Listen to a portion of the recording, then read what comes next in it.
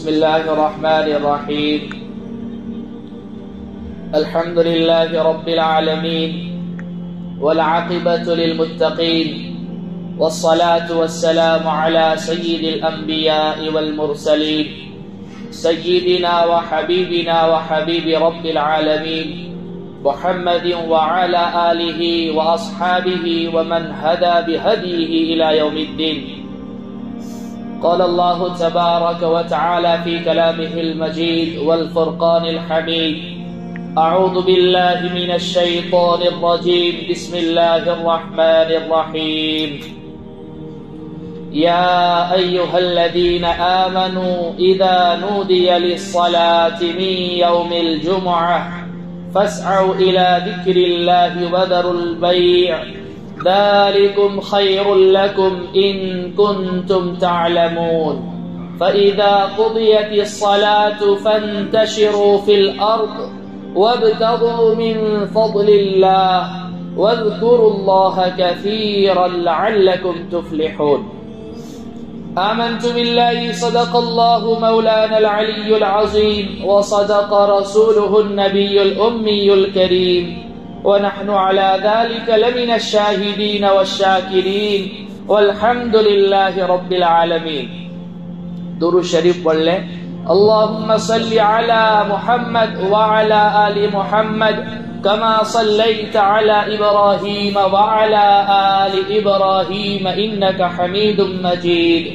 اللهم بارك على محمد وعلى آل محمد كما باركت على إبراهيم وعلى آل إبراهيم إنك حميد مجيد.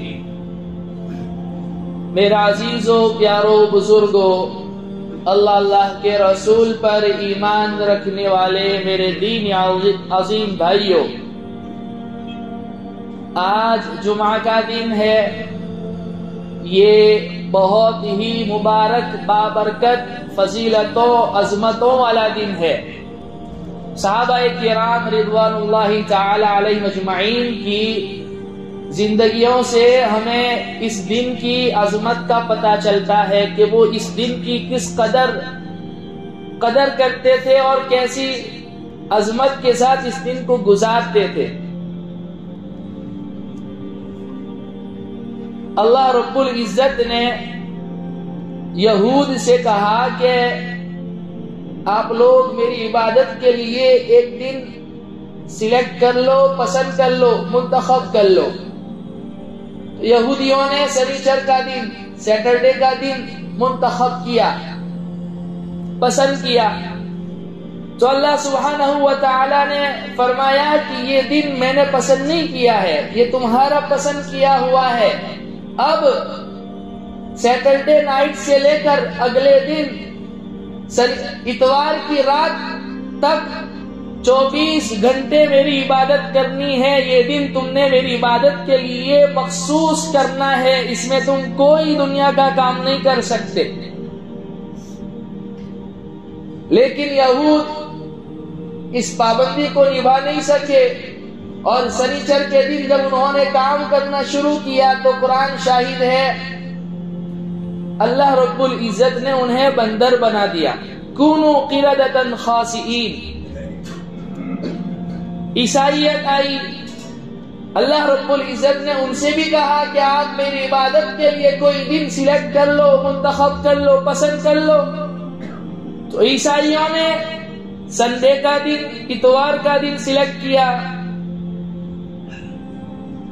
افسوس کے ساتھ یہ بات کہنی پڑتی ہے کہ آج مسلمانوں کا بھی پسندیدہ دن اتوار ہے نہ کہ جمعہ. یہاں تک کہ ہمارے یہاں تو مکتبوں میں چھٹی، مدرسوں میں چھٹی بھی جمعہ کے دن ہوتی ہے. ہمارے بزرگوں میں سے حضرت اقدس مفتی احمد صاحب خانپوری دامت برکاتہم علیہ کہتے ہیں کہ تعطیل، چھٹی، رخصت، لیو یہ جمعہ کے دن مسنون ہے نہ کہ اتوار کے دن. برحال خیر، عیسائیوں سے اللہ رب العزت نے کہا میری عبادت کے لیے ایک دن سلیکٹ کرو، پسند کرو. انہوں نے اتوار کا دن پسند کیا. اللہ رب العزت نے ان سے بھی کہا کہ اب اتوار کے دن پورے 24 گھنٹے میری عبادت کرنی ہے اور کوئی کام نہیں کرنا ہے. مسلمان آئے، امت محمدی آئی، اللہ رب العزت نے ان کو بھی کہا کہ آپ میری عبادت کے لیے کوئی دن منتخب کرو۔ میرے اور آپ کے آقا تاجدار مدینہ محمد مصطفیٰ احمد مجتبی عربی مدنی صلی اللہ علیہ وسلم، میں قربان جاؤں آپ کے علم پر، آپ کی فراست پر، آپ کی پسند پر کہ آپ نے اس امت کے لیے جمعہ کا دن سلیکٹ کیا، جمعہ کا دن پسند کیا۔ تو اللہ سبحانہ و تعالیٰ نے بھی فرمایا اے نبی جی میرا بھی پسندیدہ دن جمعہ کا دن ہے، نہ کہ سنیچر کا دن، اتوار کا دن۔ میرا پسندیدہ دن کون سا ہے؟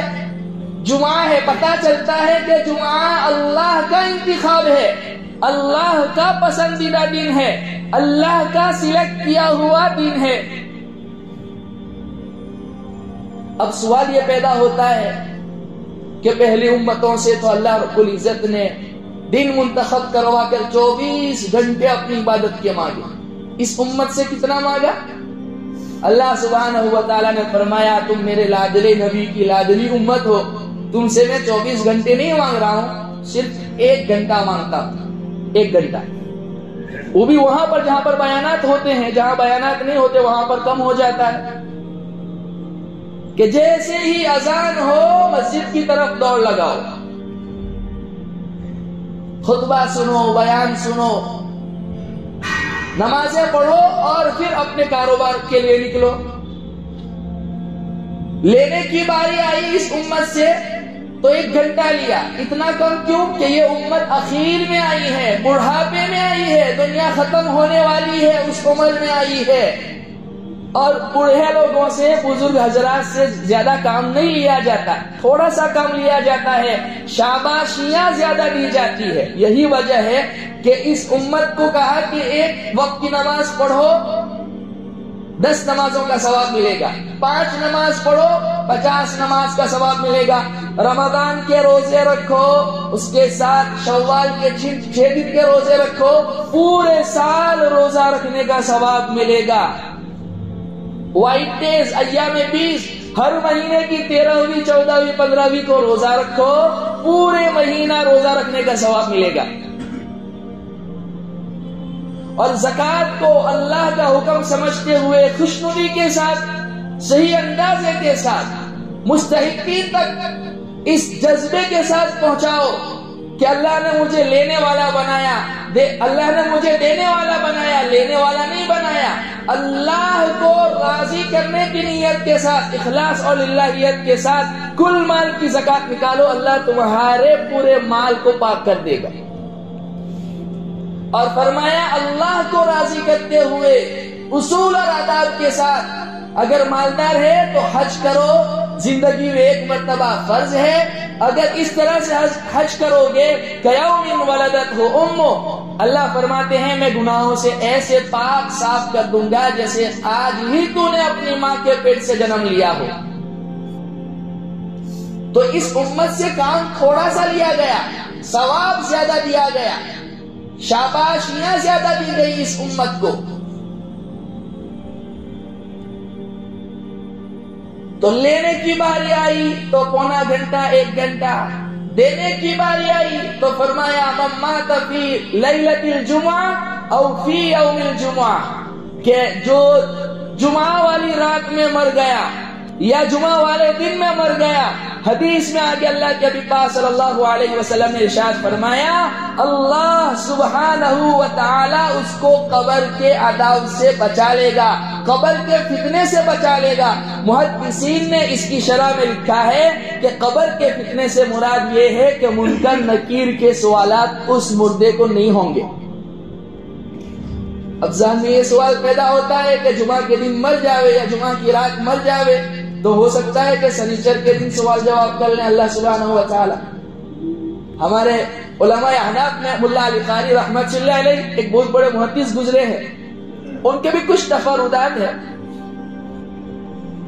انہوں نے یہ اعتراض نقل کر کے پھر اس کے دلائل دیے ہیں اور جوابات دیے ہیں کہ اللہ سبحانہ و تعالی کی ذات جب 1 مرتبہ معاف کر دیتی ہے تو پھر آئندہ کبھی پکڑ نہیں کرتی، بدری صحابہ کے متعلق کہا کہ میں ان سے اتنا خوش ہوا آئندہ اگر ان سے کوئی خطا سرزد ہو جاوے تو میں ان کی پکڑ نہیں کروں گا. یہی وجہ ہے کہ مصطح ابن اساسہ رضی اللہ عنہ امی عائشہ صدیقہ رضی اللہ عنہ پر تہمت لگانے والوں میں وہ بھی شامل ہو گئے تھے. بدری صحابی ہے لیکن اللہ سبحانہ و تعالیٰ نے انہیں معاف کر دیا.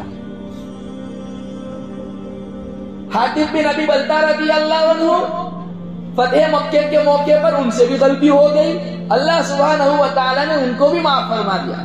کیونکہ حدیث میں اللہ سبحانہ و تعالیٰ فرماتے ہیں کہ اللہ سبحانہ و تعالیٰ نے اہل بدر کی طرف نگاہ دوڑائی اور کہا میں نے انہیں معاف کر دیا. اب آئندہ ان سے کوئی خطا بھی سرزد ہو جاوے تو ان کے اوپر سرزنش نہیں ہوگی, پکڑ نہیں ہوگی, کوئی گرفت نہیں ہوگی. لہذا قیامت تک اللہ سبحانہ و تعالی قبر کے فتنے سے بچا لیں گے. اللہ ہم تمام کو جمعہ والی موت نصیب فرما دے, روزے کی حالت میں موت نصیب فرما دے, روزے والی حالت میں موت نصیب فرماوے, جمعہ والی موت نصیب فرماوے. اس حالت میں موت دے کہ کسی بندے بندی کا کوئی مالی جانی یا کسی بھی طرح سے جو بھی حق ہو سکتا ہے کوئی حق ہمارے اوپر نہ ہو. مدینہ کی سرزمین ہو, جنت البقیع میں دفن ہونا ہو, سر سجدے میں ہو, قرآن کریم کی تلاوت ہو رہی ہو, ایسی موت اللہ سے مانگنی چاہیے. مبارک گھڑیاں ہیں, ان مبارک گھڑیوں میں ہمیں آمین کہنا چاہیے. اللہ ہم تمام کو عطا فرمائے. تو لینے کی باری آئی تو بہت تھوڑا سا, دینے کی باری آئی تو بہت کیا اللہ سبحانہ و تعالی. میرے عزیزو, اس دن میں ایک گھڑی جس میں دعا اللہ سبحانہ و تعالی قبول فرماتے. بندہ جو بھی مانگتا ہے اللہ سبحانہ و تعالی قبول فرما لیتے ہیں. لیکن اللہ رب العزت نے اس ساعت کو پوشیدہ رکھا ہے, مخفی رکھا ہے, اس کو چھپا کر رکھا ہے, بتلایا نہیں. کچھ چیزیں ہیں جو اللہ نے بتلائی نہیں, لیلۃ القدر بتلائی نہیں تو رمضان میں بھی لوگ گناہ کرتے اور لیلۃ القدر میں آ کے کھڑے ہو جاتے اور معافی کروا لیتے, تو بقیہ پورے رمضان کی اہمیت ہی نکل جاتی. جمعہ کے دن بھی یہی معاملہ ہوتا. برحال اس میں اللہ رب العزت کی حکمتیں ہیں, مسئلے آتے ہیں.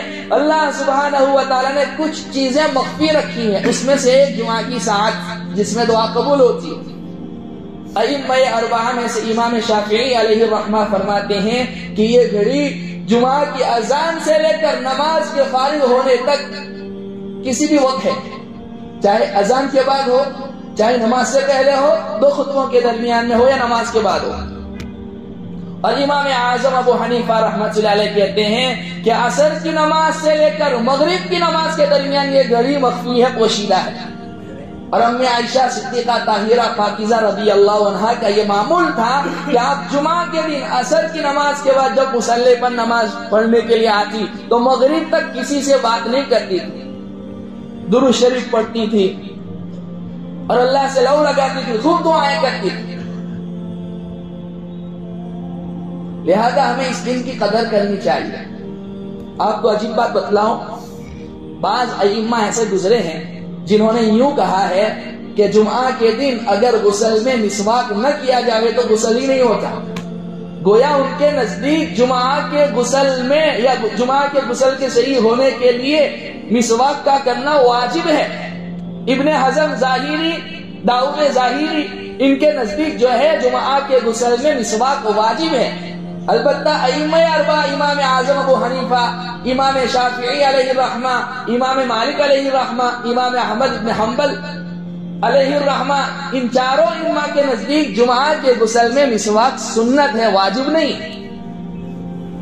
تو پہلی سنت مسواک کا کرنا, اچھی طریقے سے غسل کا کرنا, خوشبو لگانا, سر میں تیل مالش کرنا, جو عمدہ کپڑے آپ کے پاس میسر ہو وہ پہننا, باوضو زوال کے وقت سے پہلے مسجد میں آ جانا اور اعتکاف کی نیت کے ساتھ داخل ہونا, اور یا تو ذکر تلاوت میں مشغول ہو, دعاؤں میں مشغول ہو, یا قرآن کریم کی تلاوت کریں. جمعہ کی سنتوں میں سے ایک سورہ کہف کا پڑھنا بھی ہے. دجال کا فتنہ جو تاریخ انسانی کا سب سے خطرناک فتنہ ہے. تمام انبیاء نے اپنی قوم کو اس فتنے سے ڈرایا اور اس کے بارے میں بتلایا، اور اللہ کے نبی پاک صلی اللہ علیہ وسلم نے کھول کھول کر اس فتنے کی تمام علامتیں بتلا دی. اور یہ اسی امت میں یہ فتنہ آنے والا ہے، اس فتنے سے حفاظت کا ذریعہ بتلایا کہ سورہ کہف کی تلاوت. جو سورہ کہف کی تلاوت کرے گا اللہ دجالی فتنوں سے اس کی حفاظت فرمائے گا.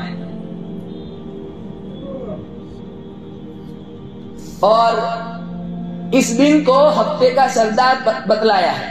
جیسے مہینوں کا سردار رمضان کا مہینہ، راتوں کی سردار لیلۃ القدر کی رات، امتوں کی سردار امت محمدیہ، فرشتوں کے سردار حضرت جبرائیل علیہ السلام، تمام نبیوں کے سردار میرے اور آپ کے آقا تاجدار مدینہ محمد مصطفیٰ احمد مجتبی عربی مدنی صلی اللہ علیہ وسلم، تمام کتابوں کی سردار قرآن کریم.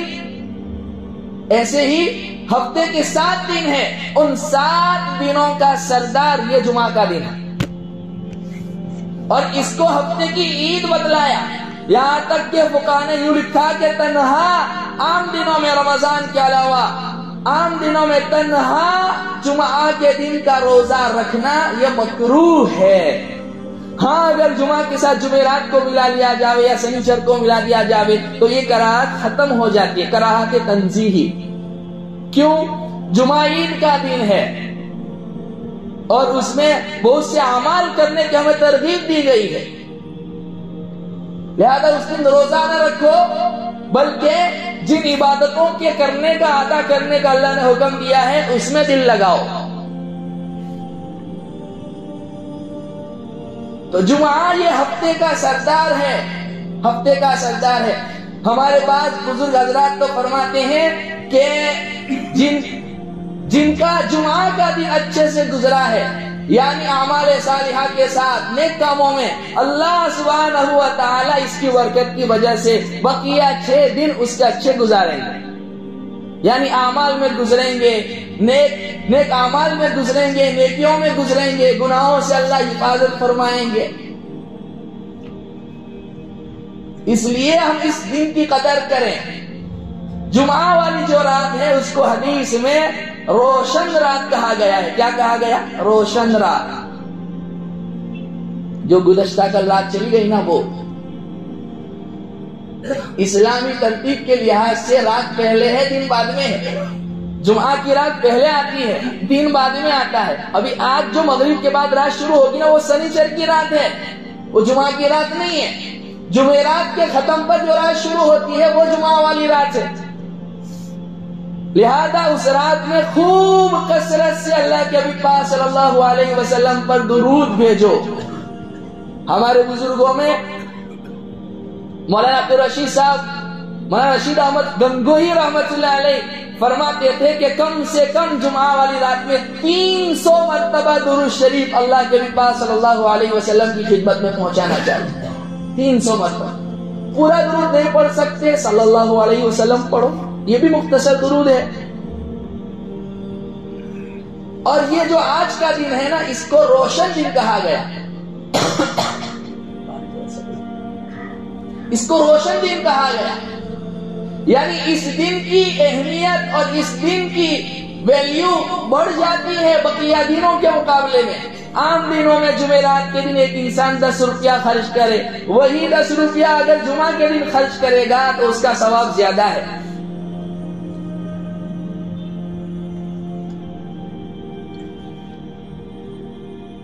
عام دنوں میں کوئی آدمی نفل پڑھتا ہے، اس دن نفل پڑھتا ہے تو اس کا ثواب زیادہ ہے. جمعہ کے دن کی بڑی اللہ رب العزت کے یہاں وقت ہے. عزیز و پیارو، بلکہ حدیث میں اللہ کے نبی پاک صلی اللہ علیہ وسلم نے ارشاد فرمایا، جو بندہ جمعہ کے دن جلدی غسل کر کے اذان سے پہلے سب سے پہلے مسجد میں آ جاتا ہے، اللہ سبحانہ و تعالی اس کو ایک اونٹ اللہ کی راہ میں صدقہ کرنے کا ثواب دیتے ہیں. ایک اونٹ مفت میں اونٹ کا ثواب ہے. دوسرے نمبر پر آوے گائے، تیسرے نمبر پر آوے بکری، چوتھے نمبر پر آوے مرغی، پانچویں نمبر پر آوے انڈا.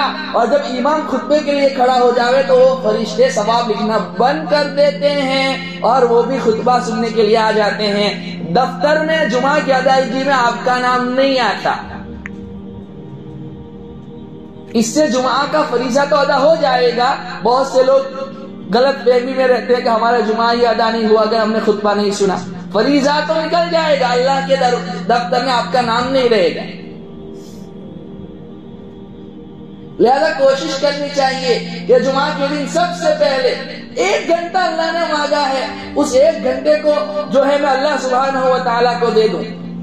اللہ فرماتے ہیں یا ایھا الذین آمنوا اذا نودی للصلاۃ من یوم الجمعہ فاسعوا الی ذکر اللہ وذروا البیع۔ اے ایمان والو، جب جمعہ کی اذان ہو جائے، پہلی اذان، فاسعوا الی ذکر اللہ، اللہ کے ذکر کی طرف دوڑ لگاؤ، یعنی وضو کرو، اذان ہوئے اذان کا جواب دو، بیان شروع ہو جائے بیان میں بیٹھو، اور پھر سنتیں پڑھو، فرض پڑھو۔ وذروا البیع، خرید و فروخت، ڈیل، بزنس چھوڑ دو۔ ذالکم خیر لکم ان کنتم تعلمون، یہ تمہارے لیے بہتر ہے اگر تمہارے پاس نالج ہو۔ یہی وجہ ہے کہ فقہاء کرام نے جمعہ کی پہلی اذان کے بعد خرید و فروخت کو، بیع و شراء کو مکروہ تحریمی تک لکھا ہے، یعنی حرام کے قریب پہنچ جاتا ہے، اور اگر کر بھی لی اور پیسہ مل بھی گیا تو اس میں کوئی خیر و برکات نہیں ہوگی۔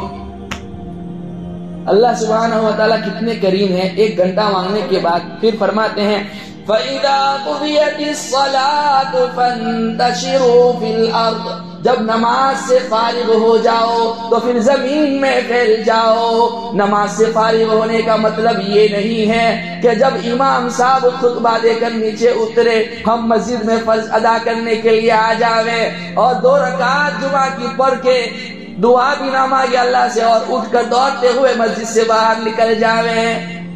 نماز پورا کرنے کا مطلب یہ ہے کہ سنتیں بھی پڑھے، فرض بھی پڑھے، سنن قولیہ بھی پڑھے، بعدیہ بھی پڑھے، پہلے کی سنت اور بعد کی سنت، پھر اللہ سے دعا مانگے اور پھر نکلے۔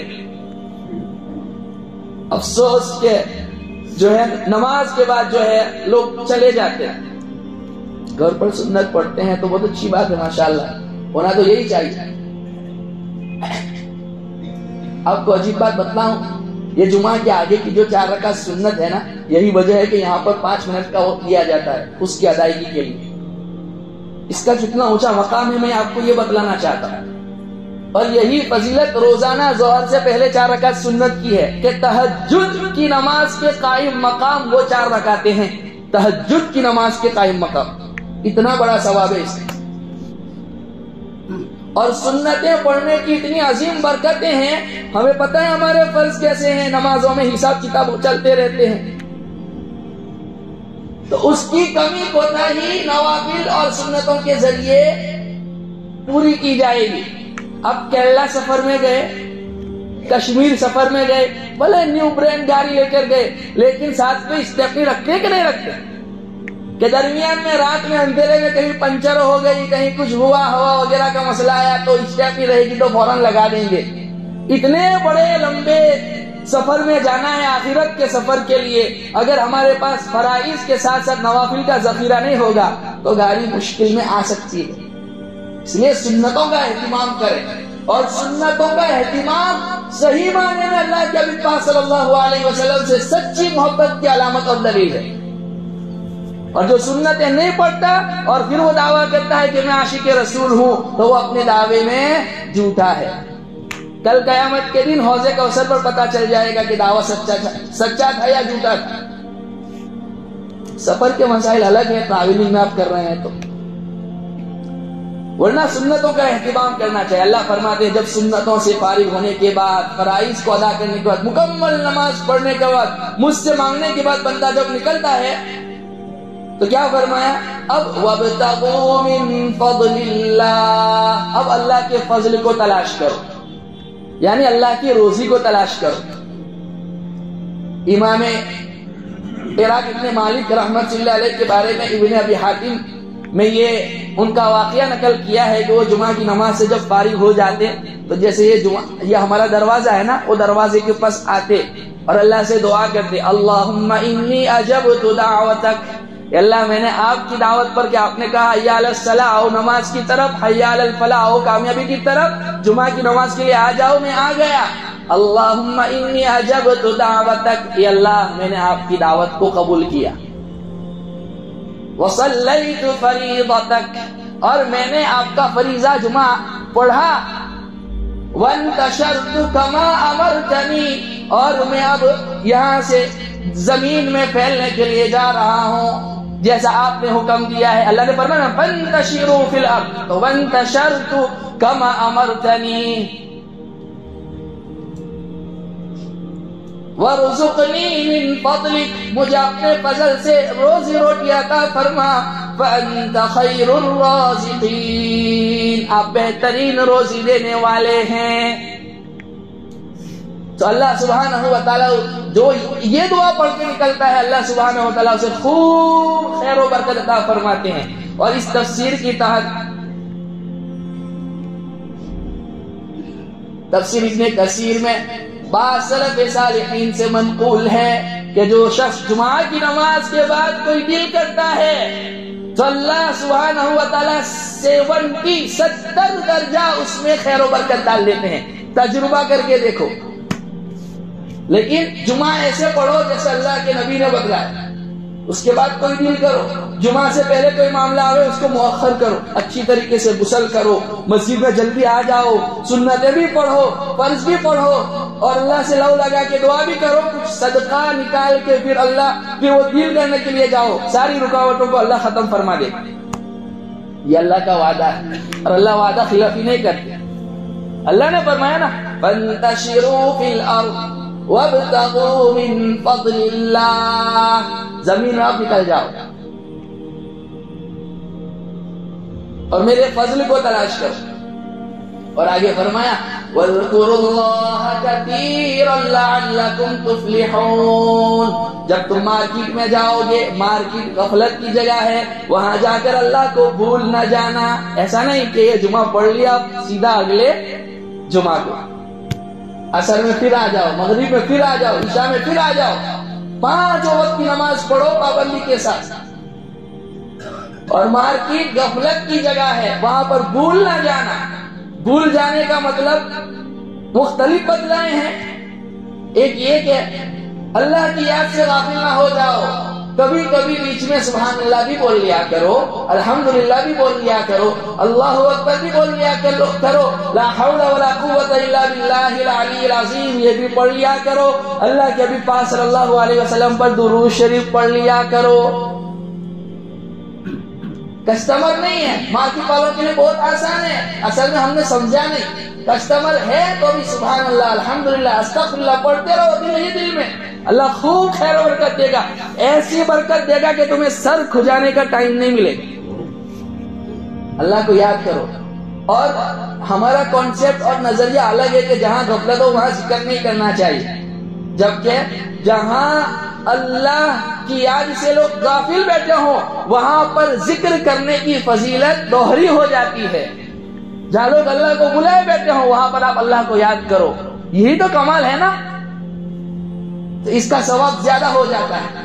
لہذا درمیان میں اللہ کے نبی پر درود بھی پڑھو، اللہ کی تسبیح بیان کرو، اس کا ذکر کرو، اور اللہ کو اللہ کو یاد کرنے کا ایک مطلب یہ بھی ہے، بھول نہ جانے کا مطلب یہ بھی ہے کہ اب خرید و فروخت میں ایسا نہیں، مسجد میں گئے تو نمازی، باہر آئے تو کبابی، اب تو کون میں کون، ڈنڈی بھی مار رہے ہیں، غلط ریٹ بھی بتلا رہے ہیں، اور جو ہے جھوٹ بھی بول رہے ہیں۔ آپ نے فرمایا من غشنا فلیس منا، جو دھوکہ دے وہ ہم مسلمانوں کی جماعت میں سے نہیں ہے۔ پوری مارکیٹ کا دین اللہ کے نبی صلی اللہ علیہ وسلم نے 2 ورڈ میں بتلایا، 2 جملوں میں، کہ مارکیٹ اگر امانت داری پر آ جاوے اور صدق بیانی پر، سچائی پر آ جاوے تو آپ نے فرمایا التاجر الصدوق الامین مع النبیین والصدیقین والشہداء، سچا اور امانت دار تاجر کل قیامت کے دن انبیاء کے ساتھ ہوگا، صدیقین کے ساتھ ہوگا، شہداء کے ساتھ ہوگا۔ اتنا اونچا مقام اور مرتبہ۔ لہذا دنیا نہیں مانگنی ہے، دھوکہ دھڑی نہیں کرنی ہے، جھوٹ نہیں بولنا ہے۔ دنیا کمانے کے لیے ہم جھوٹ بھی بولتے ہیں، وعدہ خلافی بھی کرتے ہیں، غلط مال کو صحیح مال بتلا کر بیچتے ہیں۔ اللہ کے دربار میں سب لکھا جا رہا ہے اور اللہ سب دیکھ رہے ہیں۔ لہذا اللہ رب العزت فرماتے ہیں کہ میرا فریضہ ادا کرنے کے بعد اب حلال روزی تلاش کرنے کے لیے نکلو۔ طلب الحلال فریضۃ بعد الفرائض، کہ جیسے نماز فرض ہے، روزہ فرض ہے، زکوٰۃ فرض ہے، حج فرض ہے، ایسے ہی حلال روزی کا کمانا یہ بھی فرض ہے۔ اپنے اہل و عیال کو حلال روزی کھلانا یہ بھی فرض ہے۔ جو حلال دنیا کمائے اس غرض کے ساتھ کہ اپنے اہل و عیال پر خرچ کروں گا، اللہ مجھے سوال سے، فقر سے بچا لے، اور اپنے پڑوسیوں پر خرچ کروں گا، وہ کل قیامت کے دن اللہ کے دربار میں اس حال میں آئے گا، اللہ سے اس حال میں ملاقات کرے گا کہ 14ویں چاند کی طرح اس کا چہرہ چمک رہا ہوگا، روشن چہرہ ہوگا اس کا۔ سعد بن معاذ رضی اللہ عنہ کا واقعہ اس سے پہلے بتلایا تھا، وہ مجلس میں اللہ کے پاس صلی اللہ علیہ وسلم کے بیٹھے ہوئے تھے، تو یوں ان کا ہاتھ جو ہے نا ایسا آ گیا سامنے، پھراتے پھراتے یوں، تو بہت سخت ہاتھ تھا۔ اللہ کے بھی پاس صلی اللہ علیہ وسلم نے ان سے کہا سعد یہ تیرا ہاتھ اتنا سخت کیوں ہے؟ کہا یا رسول اللہ میرا کام بہت مشکل ہے، میں رسیاں وغیرہ جو ہے کستا ہوں، محنت مزدوری کا کام ہے۔ تو آپ نے ان کے ہاتھ کو لیا اور یوں بوسا دیا، صحابہ کے سامنے بوسا دیا اور فرمایا جو اپنے اولاد کے لیے، اپنے اہل و عیال کے لیے حلال روزی کماتے ہوئے ایسا ہاتھ کر دے گا، یہ ہاتھ کے اوپر اللہ جہنم کی آگ کو حرام کر دے گا۔ حلال روزی کمانا بھی فرض ہے فرائض کے بعد، لیکن حلال روزی کمانے کے چکر میں نماز بھی ضائع کر دو، زکوٰۃ بھی نہ دو، مالدار ہو جاؤ تو کہے میرا مال ہے میرا مال ہے، جیسے قارون کہتا تھا، ایسا نہیں۔ ابن آدم کے قدم اس وقت تک اپنی جگہ سے نہیں ہٹیں گے، مشہور حدیث آپ سب نے سنی ہوگی، جب تک 5 چیزوں کے سوال کے جوابات نہ دے دے۔ اللہ پہلے پوچھے گا میں نے زندگی دی ہے، فیما افنا، کہاں اس کو گزاری، کہاں خرچ کی، زندگی کے متعلق سوال کرے گا۔ فی اللعب میں اللہ سبحانہ و تعالی اسپیشلی جوانی کے متعلق سوال کرے گا، میں نے جوانی دی تھی، جوانی میں کیا گڑ کھلائے، ہاں کیا کیا کیا جوانی کی طاقت سے، اور پھر فرمائے گا میں نے مال دیا تھا، مال کہاں سے کمایا، کہاں خرچ کیا، یعنی مال کمانے میں کہیں جھوٹ تو نہیں بولا، کہیں گندیاں تو نہیں ماری، کہیں لوگوں کے خون پسینے کو تو نہیں چوسا، کہیں دھوکہ تو نہیں دیا، اور کہاں خرچ کیا۔ ہم دیکھیے ہم جو ہے نا کمانے میں بھی آزاد نہیں ہے اور خرچ کرنے میں بھی آزاد نہیں ہے۔ حلال کمانا ہے اور انہی جگہوں میں خرچ کرنا ہے جن میں اللہ نے حکم دیا، خرچ کرنے میں بھی آزاد نہیں۔ اللہ سبحانہ و تعالیٰ پوچھے گا اس لیے کہاں سے کمایا، کہاں خرچ کیا۔ اس لیے نیکی کے کاموں میں خرچ کرنا چاہیے، مسجدوں میں خرچ کرنا چاہیے، مدرسوں میں خرچ کرنا چاہیے، کہیں کوئی یتیم بچہ ہے اس کی کفالت میں خرچ کرنا چاہیے، کوئی بیوہ ہے اس کا سہارا بننے میں خرچ کرنا چاہیے، کوئی بچہ، دیکھیے درمیان میں یہ بات کلیئر کر دوں، ہمارا کانسیپٹ نظریہ یہ بن گیا ہے کہ ہم صرف مدرسے میں جو بچے غریب ہیں انہی کو زکوٰۃ دے سکتے ہیں۔ کل میرے پاس بمبئی سے یہ سوال آیا تھا تو میں نے سوچا آپ لوگوں کو بھی بتلا دوں۔ اصل میں بچہ غریب ہونا چاہیے، بالغ ہونا چاہیے، ورنہ وہ بچہ مدرسے میں پڑھ رہا ہو یا اسکول میں پڑھ رہا ہو، کوئی اسکول کا بچہ آپ کا پڑوسی ایسا ہے جو ہوشیار ہے، ذہین ہے، اس کا ابا اس کی فیس ادا کرنے پر قادر نہیں ہے، اور اسکول والے تو فری میں پڑھاتے نہیں ہیں، آپ اپنی زکوٰۃ کی رقم اس کے اوپر خرچ کرو گے تو اس میں بھی آپ کو دوہرا ثواب ملے گا، وہی ثواب جو مدرسے میں ملے گا انشاءاللہ، اللہ کی ذات سے امید رکھو، وہی ثواب اسکول کے بچے کے اوپر خرچ کرنے پر بھی ملے گا۔ وہ IAS بنے گا، IPS بنے گا، ڈاکٹر بنے گا، انجینئر بنے گا، وہ جتنے بھی نیک کام کرتا رہے گا آپ کو بھی اس کا ثواب ملتا رہے گا۔ بس وہ مستحق ہونا چاہیے. یہ ہمارے ایک الگ ذہن بن گیا ہے کہ صرف مدرسے کے غریب بچوں پر خرچ کر سکتے. لہذا رمضان آ رہا ہے، اپنے زکوٰۃ کو پورے اندازے کے ساتھ نکالو اور مستحقین تک پہنچاؤ. تو نیک کاموں میں خرچ کرنا چاہیے. اللہ فرماتے ہیں ایک حدیث میں، اللہ کے نبی صلی اللہ علیہ وسلم نے فرمایا، من بنا للہ مسجدا بنا اللہ لہ بیتا فی الجنہ، جو اللہ کے لیے دنیا میں ایک گھر بنائے گا اس کی عبادت کے لیے، اللہ جنت میں اسے محل عطا فرمائے گا. لہذا مسجدوں میں خوب خرچ کریں. ہمارے اکابرین نے جب ہندوستان آزاد ہوا اس وقت یہ مشورہ کیا تھا کہ ہم اپنی مسجدیں اپنے مدرسوں کو چلانے کے لیے حکومت سے چندہ نہیں لیں گے. اس کے پیچھے بڑے ریزن تھے، اس پر ایک تفصیلی گفتگو ہو سکتی ہے. بڑا ریزن یہ تھا کہ ان کا پیسہ مخلوط ہے، اس میں تو ہر قسم کا ٹیکس بھی آتا ہے، اور ہم مسجدوں اور اپنے مدرسوں کو ان سے آباد نہیں کریں گے. مدارس کو اپنی زکوٰۃ سے مطلب چلائیں گے اور مسجدوں کو اپنے للہ پیسوں سے چلائیں گے. یہی وجہ ہے کہ ہندوستان میں گورنمنٹ دیتی بھی نہیں، ہم مانگتے بھی نہیں. لہذا خوب دل کھول کر مسجد کی مدد کریں. جس مسجد میں ہم نماز پڑھ رہے ہیں، اپنے مرحومین کے ایصال ثواب کے لیے آسان طریقہ یہ ہے کہ جب بھی مسجد کی آواز لگائی جائے 100 روپیہ 10 روپیہ جو بھی آپ سے بند پڑتا ہے دے دیجیے. اپنی والدہ نہیں ان کی ایصال ثواب کے لیے، والد صاحب نہیں ان کی ایصال ثواب کے لیے. اچھا ایک حدیث عجیب بتلاؤں. حدیث میں اللہ کے نبی صلی اللہ علیہ وسلم نے فرمایا، جو قطع پرندے کے گھونسلے کے بقدر مسجد بنائے گا اللہ اس کو بھی جنت میں محل دے گا. قطع پرندہ کبوتر سے چھوٹا ہے، اب اس کا گھونسلہ کتنا ہوگا؟ مالا چھوٹا سا، اتنا سا. اب اس میں نماز پڑھنے کا کیا مطلب؟ ایک آدمی بھی نہیں آ سکتا. حدیث کا اصل مطلب یہ ہے کہ اللہ کے حبیب پاک صلی اللہ علیہ وسلم یوں بتلانا چاہتے ہیں، تم اپنی کیپیسٹی کے مطابق ایک اینٹ دے سکتے ہو، ایک اینٹ دو، اللہ اپنی کیپیسٹی کے مطابق تمہیں محل عطا فرمائے گا. ضروری نہیں کہ آپ 500 روپے دو، 50 روپے کی طاقت ہے 50 روپے دو، 5 روپے کی طاقت ہے 5 روپے دو. اس کا ثواب تمہیں مرنے کے بعد پتا چلے. اپنے پیچھے صدقہ جاریہ چھوڑ دو.